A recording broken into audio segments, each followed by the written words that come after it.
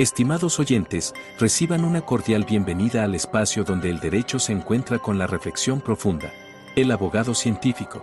Este foro es nuestra dedicación a explorar las intersecciones entre las disciplinas jurídicas y el pensamiento crítico, ofreciendo un escenario para el diálogo intelectual y el desarrollo personal en el mundo del derecho. Acompaña a Andrés Arellano en este viaje de indagación y descubrimiento. Cada capítulo está diseñado para profundizar en cómo el razonamiento analítico influye y fortalece nuestras prácticas legales, desafiando las convenciones y fomentando un entorno de aprendizaje basado en la comprensión y el razonamiento lógico. El abogado científico se compromete a ser una ventana a la exploración de conceptos jurídicos a través de la lente de la metodología y filosofía científica, con un fuerte enfoque en el análisis crítico y la evidencia. Este enfoque nos permitirá abordar temas desde una perspectiva única, desentrañando las complejidades del derecho y promoviendo una práctica legal más reflexiva y fundamentada. Así, los invito a embarcarse en esta aventura de conocimiento, donde juntos exploraremos los principios que forman la esencia de la abogacía. Prepárense para un viaje hacia la comprensión profunda y el enriquecimiento intelectual. Bienvenidos a El Abogado Científico.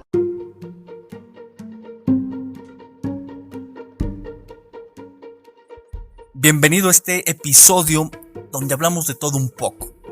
Esta ocasión vamos a criticar abogados. Vamos a criticar a varios abogados que tú conoces. Entonces, hay que ponernos altura porque van a ser críticas racionalizadas, no tan a lo pendejote, tan a lo moralista, tan a lo juicios de valor. Sin embargo, vamos a tratar de mantener cierta rebeldía por ahí, un toquecito de anarquismo. Por otra parte, te comento que voy a estar subiendo ya episodios más constantes, 1 o 2 por semana, y te invito a que los escuches, que plantees críticas, reflexiones, califiques el podcast, dejes tus comentarios, y si tienes o quieres que colaboremos en un episodio, adelante, déjame un comentario, mándame un mensaje y nos acomodamos para grabar un episodio del tema que te interese. Ya sabremos darle un giro interesante, un giro fuera de tanto formalismo, eso sí, tú lo tratas a tu estilo, yo lo trato al mío, entre los dos hacemos una dialéctica y vemos qué es lo que queda al final. La puerta está abierta entonces a colaborar en estos términos, seas del país que seas. Antes de comenzar, déjame contarte una historia. Cuenta una antigua leyenda que en la Edad Media, un hombre muy virtuoso fue injustamente acusado de haber asesinado a una mujer. En realidad, el verdadero autor era una persona muy influyente del reino, y por eso, desde el primer momento, se procuró un chivo expiatorio para encubrir al culpable. Este chivo expiatorio fue un hombre y, en consecuencia, fue llevado a juicio. Esto ya conociendo que tendría escasas o nulas oportunidades de escapar al veredicto de ese juicio, el cual era evidentemente la horca. El juez también tenía ya un complot, ya estaba arreglado con el verdadero autor, y no obstante esto cuidó de dar todo el aspecto de un juicio justo, un debido proceso o un proceso debido. Por eso le dijo al acusado: conociendo tu fama de hombre justo y devoto del Señor, vamos a dejar en manos de Él tu destino. Vamos a escribir en 2 papeles separados las palabras culpable e inocente. Tú escogerás uno y será la mano de Dios la que decida tu destino. Por supuesto, el mal funcionario había separado 2 papeles con la misma leyenda: culpable. La pobre víctima, o mejor dicho, el pobre acusado, aún sin conocer los detalles, se daba cuenta de que el sistema propuesto era una trampa. Pues, ¿qué debido había en ese proceso? ¿Cómo eso era un proceso debido? Sabía que no tenía escapatoria. El juez conminó al acusado a tomar uno de los papeles doblados. El acusado respiró profundamente, quedó en silencio unos cuantos segundos, cerró sus ojos y cuando la sala comenzaba a impacientarse, abrió los ojos y con una extraña sonrisa tomó uno de los papeles y llevándolo a su boca lo engulló rápidamente. Sorprendidos e indignados los presentes le reprocharon airadamente: ¿pero qué hizo? ¿Qué ha hecho? ¿Por qué? Ahora, ¿cómo vamos a saber el veredicto? Es muy sencillo, respondió el acusado. Es cuestión de leer el papel que queda y sabremos lo que decía el que me tragué.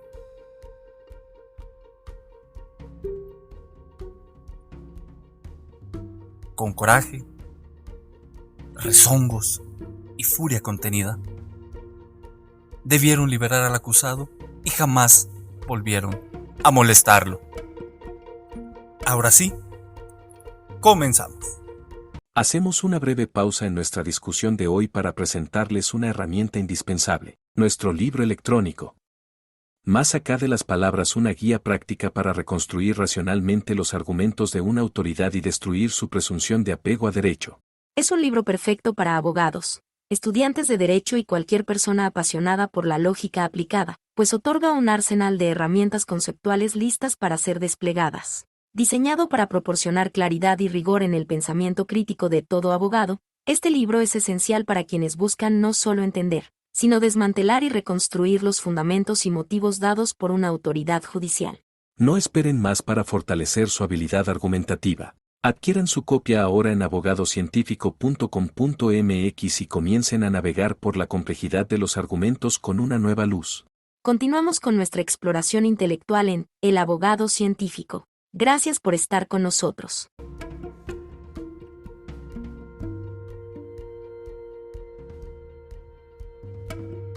El primer abogado que vamos a criticar es el abogado que nada más cobra y se hace pendejo. ¿Cómo sabemos que cobró? ¿Y cómo sabemos que se hace pendejo?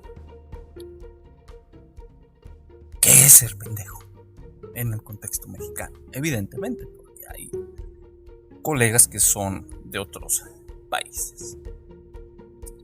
Vamos a acotar esto último, ¿no? Es a lo mejor lo que nos podría limitar un poquito el entendimiento.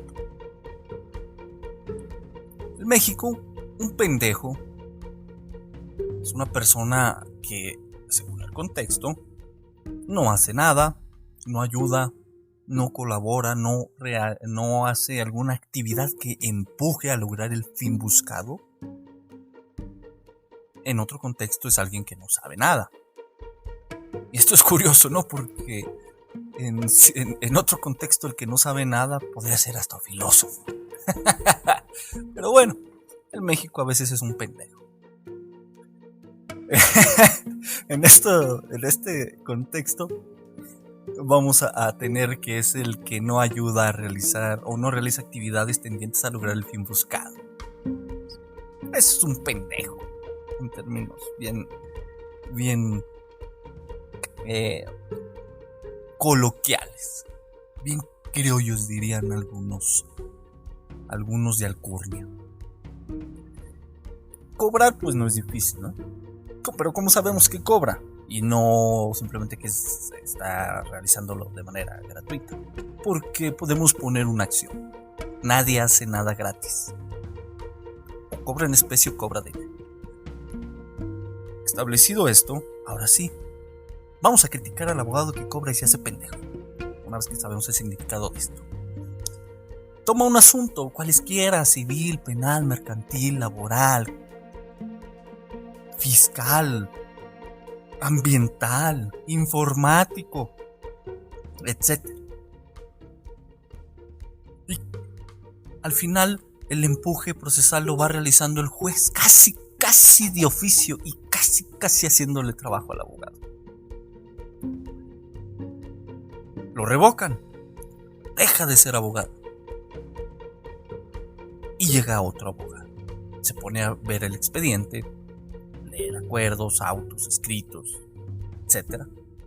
Y por simple observación, no hubo un adecuado seguimiento del caso, una gestión adecuada, incluso hasta plazos y términos se pasaron y por tanto hubo preclusiones de preclusiones y prescripciones, según sea el caso, hasta caducidades en el expediente, ¿no? Una cuestión empírica del abogado que cobra y se hace pendejo. Simplemente cuando te toca la caducidad, cuando no es de oficio, ¿verdad? Porque, por ejemplo, en asuntos mercantiles, el cobro de un pagaré, si en 6 meses no te ponen las pilas, 120 días, pues órale, ¿no? Se da la caducidad. Y, o bien, sí, bueno, es un supuesto. Entonces, ahí cuidado, ¿no? Para no caer en esta categoría. Por tanto, el abogado que cobra y se hace pendejo en realidad nada más cobró por su representación, cobró X cantidad de dinero, sea mucho, sea poco, el tema que es que cobró. Y lo único que hizo fue nombrarse e ir pidiendo el cierre de etapas. O a veces presentar un escrito sin pies ni cabeza. Es decir, sin una petición, un argumento justificatorio o explicativo y la petición ahí. Otra vez, unos puntos petitores, ¿no? ¿Qué hacer con estos abogados? Evidentemente caen en responsabilidad profesional.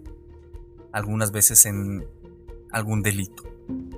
De aquí en México, pues según el estado, por supuesto, en mi estado, pues hay delitos de abogados patronos. Entonces eso de cobrar y hacerse pendejo en realidad puede constituir un delito, ¿no? Ese hecho puede encuadrar en algún tipo penal, en algún hecho típico. Por un lado, por otro, el procedimiento civil, que de responsabilidad profesional y en el cual hasta la cédula puede perderse. De estos, ¿cómo saber cuando nos topamos al abogado que nomás cobró y se hizo pendejo? Pues por un lado con lo explicado, ¿no? Al observar las constancias, otro por el evidente desconocimiento de su propio caso, sus derechos y actos realizados por el cliente, donde también a veces nada más firma, no sabe ni qué firma porque pues tiene su abogado, bueno, dada la relación tan íntima en el sentido de la información que hay, pues le tiene confianza y le firma, no sabiendo que lo que está firmando no ayuda a lograr el fin buscado, sino solamente es ahí para, decimos en México, taparle el ojo al macho, ¿no? O sea, hacer como que estoy trabajando para que lo que se cobró aparentemente quede justificado. Y aquí está la cuestión del abogado que cobra y se hace pendejo. Trabaja con una simulación. Después, casi por excelencia, el simulador. O un simulador. Porque hay varios tipos de simuladores.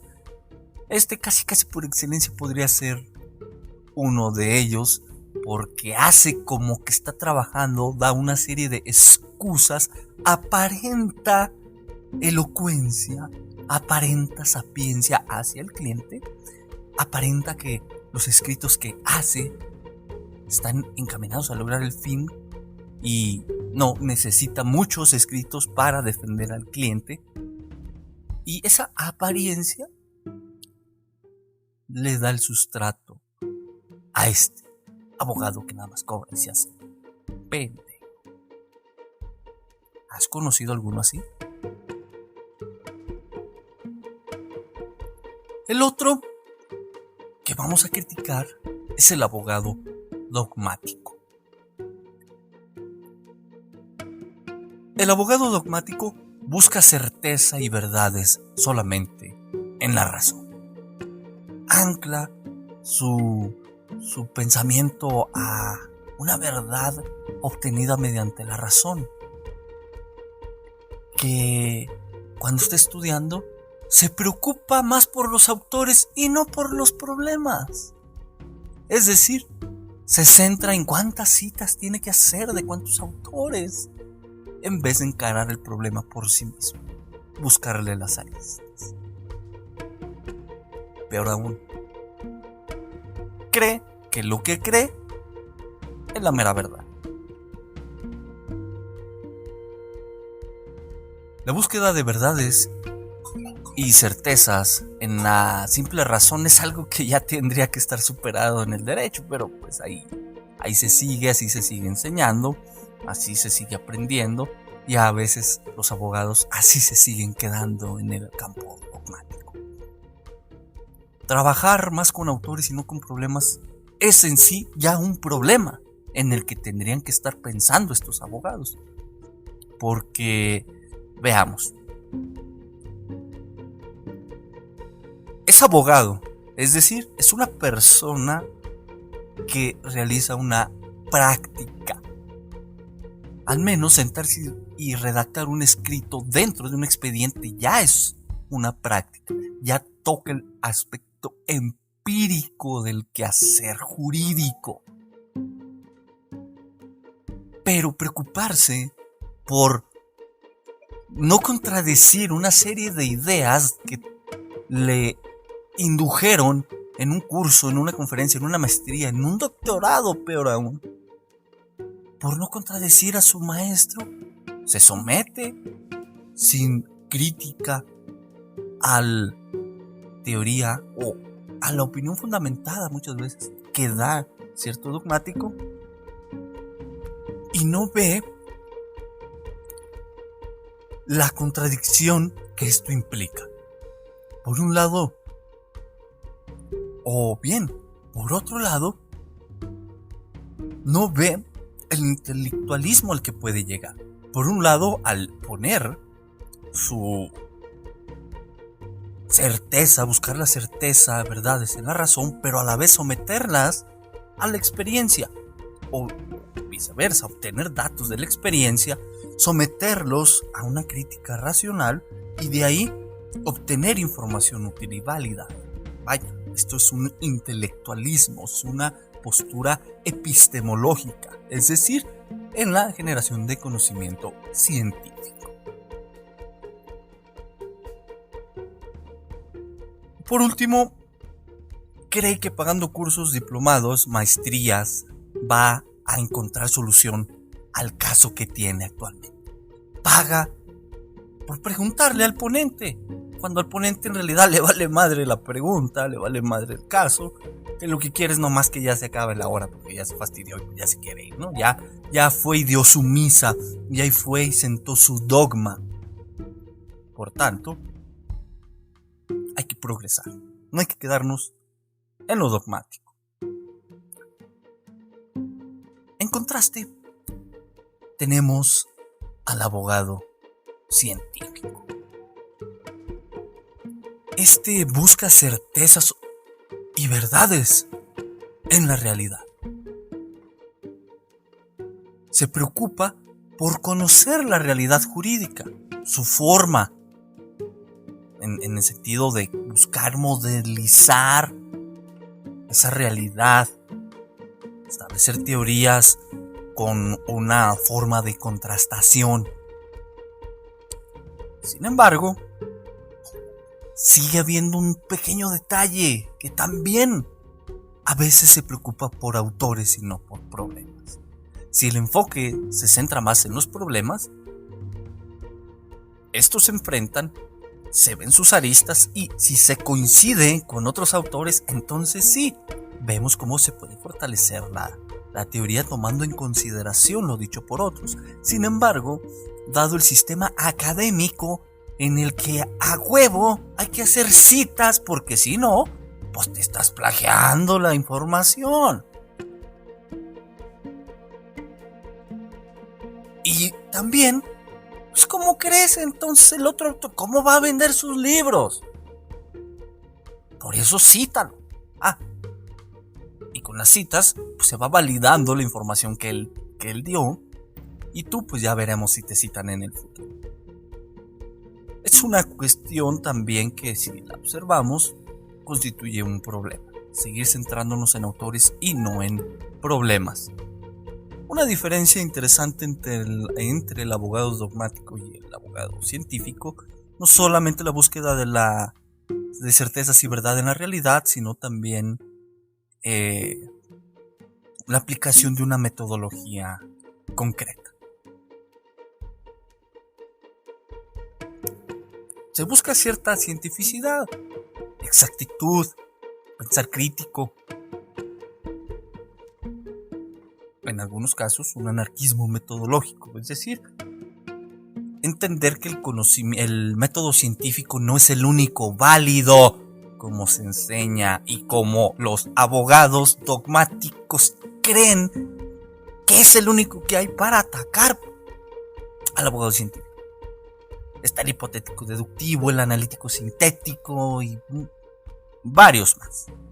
No nos vamos a meter en estos temas de metodología. Entonces, con la aplicación de determinado método, buscar ciertos resultados, contrastación, planteamiento de hipótesis, proposiciones, desarrollo de teorías.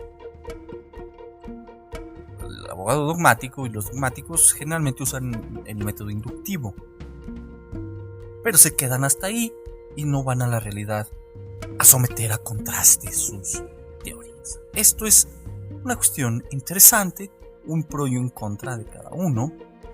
Y por último, al abogado científico puede criticársele en cierto modo la arrogancia en la que puede llegar acá. La arrogancia no es mala por sí misma, sino cuando con ciertos argumentos se le estrella a otro tal cuestión, tal forma de percibir las cosas, como si esto es como si agarrara un huevo y se lo aplastara al otro en la cara, ¿no? Así como que eres un pendejo. Acuérdate de la definición, en el sentido de que no sabes. Ahora tomando el contexto de que no sabes.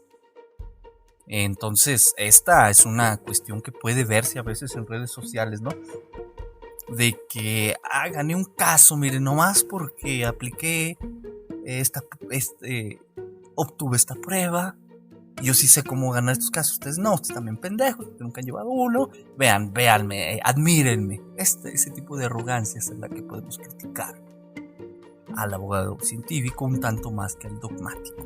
Dogmático, ese sí le podemos criticar, que cree que en la razón encuentra todo, cuando el avance de la ciencia nos indica que no todo está en la razón. También hay que ir a la realidad. Sobre esto, ahora toca hablar del abogado de oficio. Los queridísimos abogados de oficio. Nuestros queridos homólogos de gobierno siempre están preocupados. Es decir, siempre están preocupados. Les llega un caso nuevo y ya están ocupados en otro. Por eso están preocupados. Ahorita la atiendo y voy a la audiencia. Pasan 2, 3, o a veces no le dicen que es un juicio oral y pasan una jornada de 6 horas en la audiencia y la persona está esperando, por no decirle que estaba preocupado. A este colega abogado de oficio también podemos criticarle que siempre está angustiado. No vaya a ser que Defensoría Pública del Estado o Defensoría Pública Federal lo despida, o Defensoría Pública de tu país lo vaya a despedir, porque si no, ¿de dónde va a sacar recursos? Y aquí viene la cuestión de la tranquilidad en su aspecto económico. Son personas que les gusta el litigio, porque ahí dice el dicho, hay que agarrar al toro por los cuernos, y la angustia que les ocasiona a veces no aportar pruebas, que los amarren de las manos la propia defensoría, para que a veces no promuevan recursos, no ataquen tanto a fiscalía, porque bueno, gobierno te defiende, gobierno te investiga y gobierno te juzga, y gobierno contra gobierno como que ya suena contradictorio. que te amarren de las manos. Sabes que tú, como abogado de oficio, puedes lograr libertades. Y esto implica toparse de frente con el propio gobierno que te paga tus honorarios. ¿A poco eso no ocasionaría angustia? Saber que vas contra tu patrón.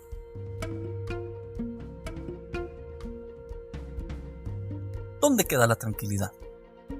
No, yo estoy por experiencia. Ahorita vamos a ver, porque también vamos a criticar al abogado con experiencia. No, yo estoy aquí por experiencia, el dinero viene por añadidura. A mí me gusta hacer justicia. ¡Ay, cabrón!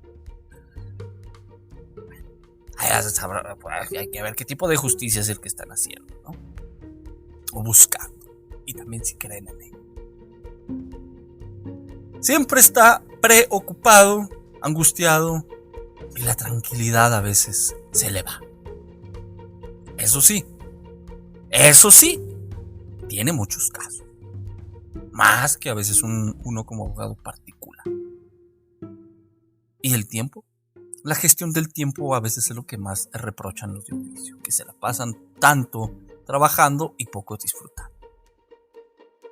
Pero ¿qué más le podemos criticar a ellos sino principalmente que siempre están preocupados? Ahora, vamos a ver al abogado con experiencia, porque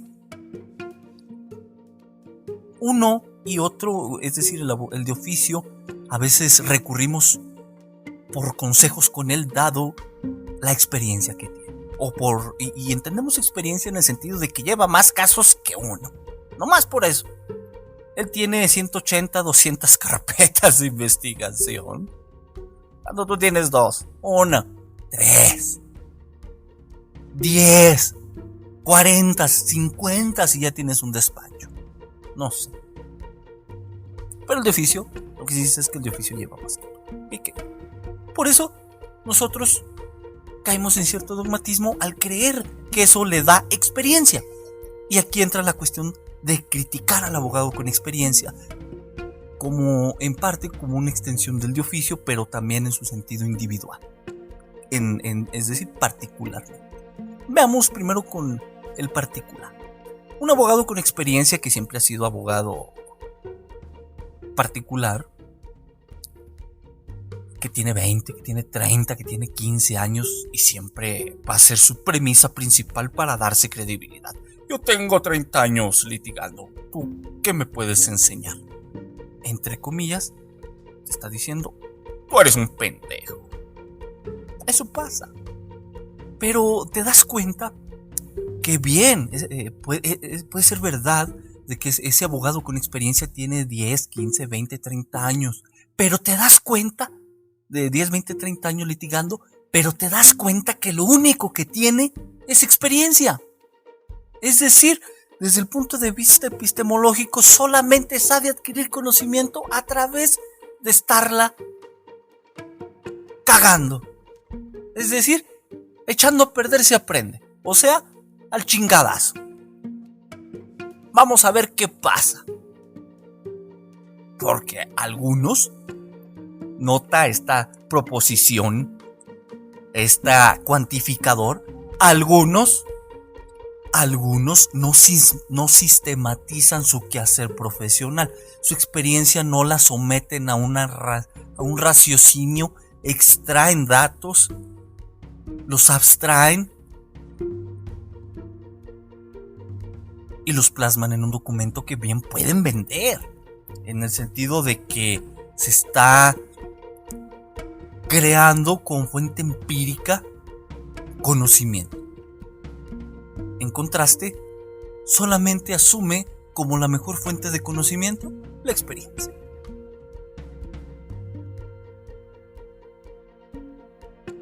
Algunos otros sistematizan su experiencia, venden sus libros, pero tú esperas un cierto grado de cientificidad, un cierto grado de exactitud, de rigor metodológico, de un pensar crítico, y a veces te cuentan sus anécdotas. Chinga, pues, ¿qué estoy leyendo? Un libro con un saber teórico y práctico o estoy leyendo el diario personal del abogado.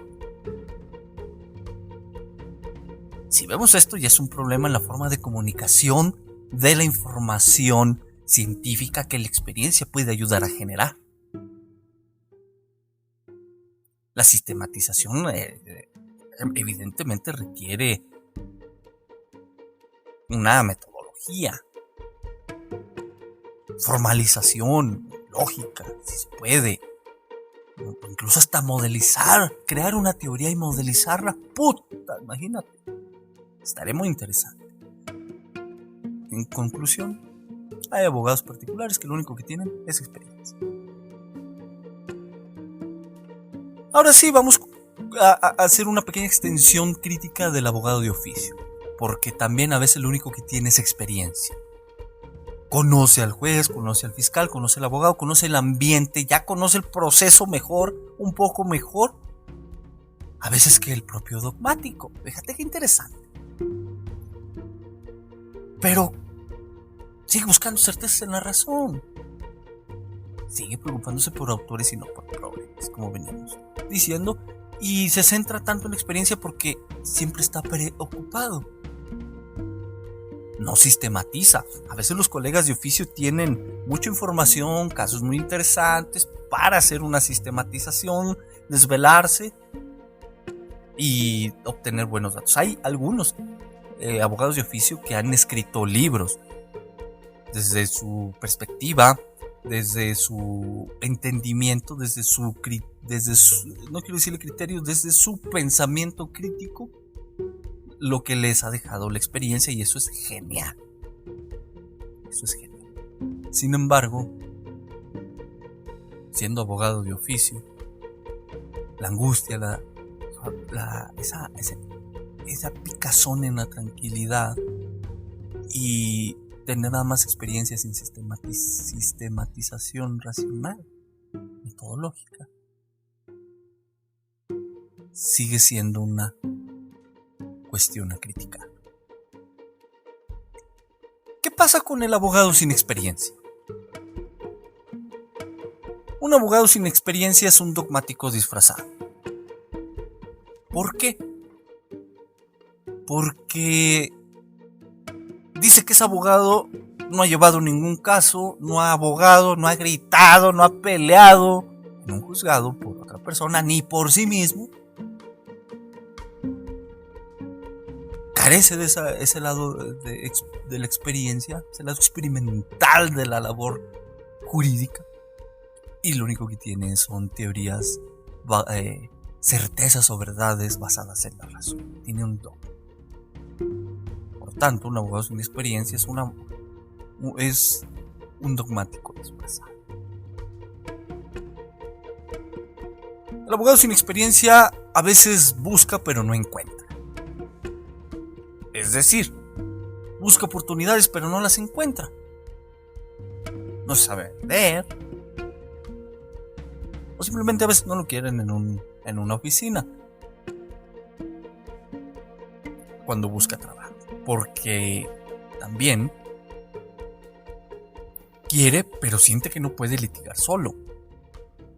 Porque cree, en su dogma, cree que todavía no sabe lo suficiente para llevar un caso. Bueno, tendremos que explorar cuánta verdad hay en esto. Sin embargo, según el sistema educativo, al menos en México, si tú ya tienes tu cédula y tu título, teóricamente ya estás capacitado para defender gente, para trabajar en gobierno, para ejercer, porque tienes un saber científico en el campo del derecho. Sabes cuál es tu objeto de conocimiento, los métodos que se aplican, las teorías generales que existen, etcétera, etcétera. Por tanto, la adquisición de experiencia será como dogmático, científico, de oficio, o simplemente a la chingue su a ver qué sale con este caso. Voy a cobrar este pagaré de $100 para poderme explicar con los colegas de otros países, de $100 o de 3,000 pesos, 2,000 pesos. Vamos agarrando experiencia. Vamos, es decir, acudiendo a la realidad jurídica en el sentido del litigio para extraer datos sensoriales, datos que pueda, de ser el caso, sistematizar para generar un conocimiento más sólido. En este sentido, querer pero sentir que no se puede litigar solo es una creencia generalmente falsa. Si no te contratan en ningún lado, teniendo tu cédula o al menos tu carta de pasante, ya puedes hacer algo. Si quieres ser meritorio en un juzgado, bueno, si tu deseo es trabajar en gobierno, adelante. Pero ahí estás pudiendo hacer o puedes hacerlo. Ahora que si no quieres y quieres ser particular, bueno, otra cuestión es, si quieres adentrarte como los de oficio, también, posiblemente empezando de meritorio, ¿no? Que no eres más que un esclavo con traje para gobierno. Pero, si maquiavélicamente crees que el fin justifica los medios, adelante, adquiere experiencia. O bien, vuélvete un abogado docente. ¿Y qué podemos criticarle al abogado docente? Esto es interesante, porque por un lado, es un padre con corbata. Es un padre con corbata porque dogmatiza a jóvenes. Les sienta un dogma, un conjunto de verdades basadas en la razón. Y dice que eso es lo que es. Porque dice que lo que está diciendo que es verdad. Y lo que otros dicen que es, en realidad no es y por tanto es falso. Cita a autores. Se centra en autores y no en problemas. Ahí está dogmatizando al alumnado. Por su parte, bien puede ser un repelente del dogma. Es decir, tiene cierto grado de anarquía porque plantea el problema y cómo los autores han discutido alrededor del problema y luego incita al alumno mediante un pensar crítico que busque con exactitud lógica, con la exactitud matemática de ser el caso y hasta el nivel posible deseado. Tampoco queremos hacer a nivel como si fuera física cuántica, no lo sé, sino pues con lo básico, ¿no? Una teoría de conjuntos aquí, hacer una modelización básica de ya bien jodido. Y en este término, aquellos autores, problemas, buscarles el lado débil, criticarlos, lograr cierto grado de cientificidad en el sentido no nada más de que por usar matemáticas ya eres científico, no, sino someterlos a contrastación en la realidad, tener experiencia, razonar, sistematizar, crear teorías, refutarlas, compartirlas, entrarle al problema de frente con determinada metodología, por supuesto, y de ahí generar conocimiento.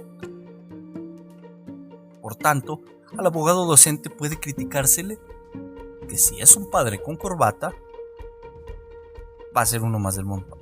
Si es un repelente del dogma en el sentido de que plantea el problema, como se ha discutido con ciertos autores, y no nada más busca certeza en la razón, sino que también en la realidad, toma una postura epistemológica concreta e incita al alumno al pensar crítico, entonces podemos decir que estos dos polos son cara de la misma moneda del abogado docente. Cuando es un padre con corbata, en concreto, sus clases son más una misa porque dogmatiza a las personas. Si es un repelente del dogma, la crítica que le podemos hacer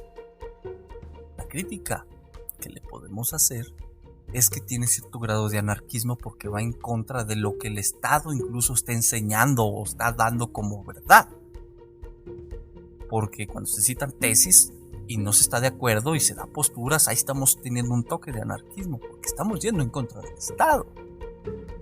Y enseñar esto en una universidad puede ocasionar conflictos con la propia universidad, aun y cuando exista libertad de cátedra, al menos en México, como derecho fundamental. Algo más que le podemos criticar al abogado docente